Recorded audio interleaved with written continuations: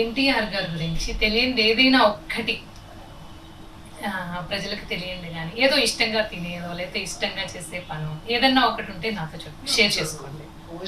భోజన ప్రియుల అందరికీ తెలుసు, కానీ వారికి ఒక సెట్ ప్యాటర్న్ ఉండేది.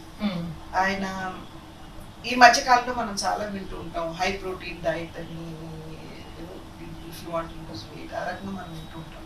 కానీ ఇప్పుడు నేను వెనుదిరిగి చూసుకున్నట్లయితే బహుశా నాన్నగారు మరి తెలుసో తెలియకో ఆ రకమైనటువంటి డైట్ ఫాలో అయ్యారేమో అని నేను అనుకుంటాను. ఎందుకంటే కొన్ని రోజులు ఒక 2-3 నెలల వరకు ఒట్టి చికెన్ తీసుకునేవారు. అది బ్రేక్ఫాస్ట్ కావచ్చు, లంచ్ కావచ్చు, డిన్నర్ కావచ్చు, ఓన్లీ చికెన్ ఉండేది అనమాట. అది కూడా అమ్మ టిక్కా లాగా చేసి, తండూరి చికెన్ లాగా చేసి, కొంచెం నూనె అది ఎక్కువ లేకుండా ఆ రకంగా నాన్నగారు చేసి పెట్టేవారు.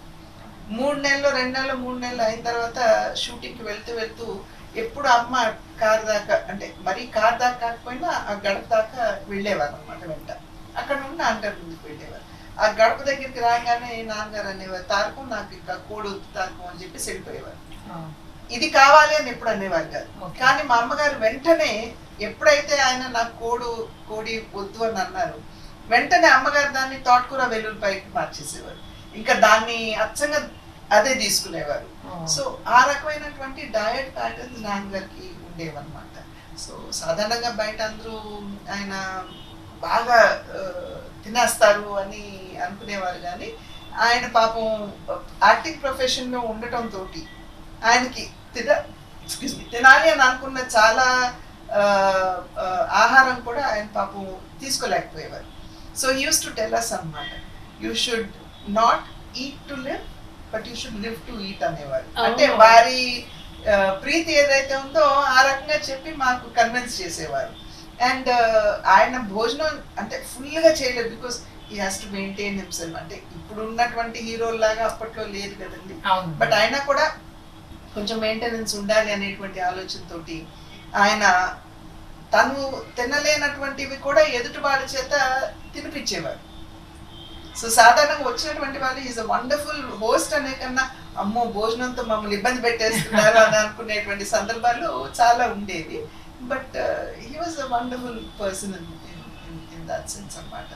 ఆయన పొద్దున్నే 2:30కి లేవడం, ఆయన వ్యాయామం చేయడం, మెడిటేషన్ చేసుకోవడం, స్నానం చేసి 5:30 కల్లా చక్కగా రెడీ అయిపోయి సాంబ్రేణి పొగ మా అమ్మగారు వేసేవారు, ఆఫీస్లో కూర్చుండేవారు నాన్నగారు.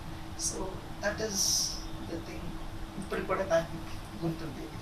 నాన్నగారికి అమ్మగారికి మధ్య ఉన్న అనుబంధం ఒకటి ఏదైనా చిన్న ఇన్సిడెంట్ మర్చిపోలేను. నేను అదే చెప్తున్నాను కదమ్మా, అసలు మా అమ్మగారితో మా నాన్నగారి గురించి ఆయన ఎప్పుడు కూడా తారకం నాకు ఇది వద్దు నాకు అది చెయ్యను అలా.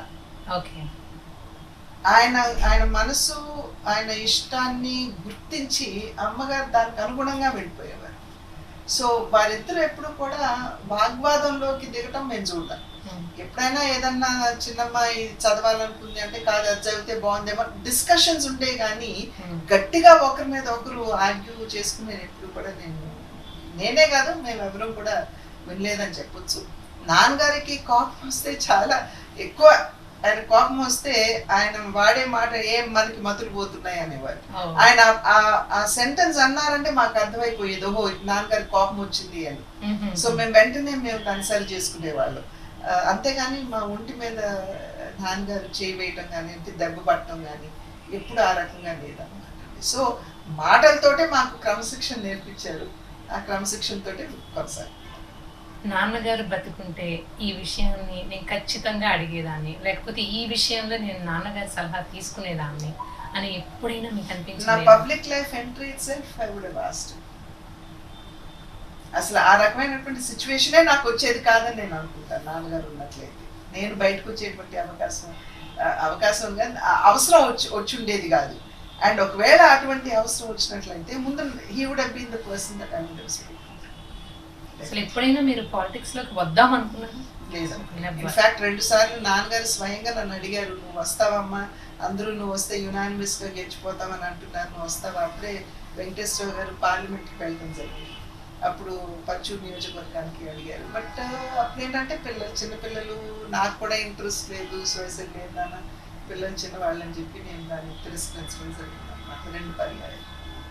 సో కానీ అంటే మీరు పాలిటిక్స్లోకి ఎంట్రీ ఇచ్చారు, అప్పుడు నాన్నగారు లేరు, కానీ ఉండుంటే నా ఎంట్రీ కానీ లేకపోతే నా పొలిటికల్ లైఫ్ కానీ ఇట్ వుడ్ బి డిఫరెంట్ అని ఇప్పుడు అనిపిస్తూ ఉంటుందేమో కదా మీకు? డెఫినెట్ గా it would have been different. అదే కదా.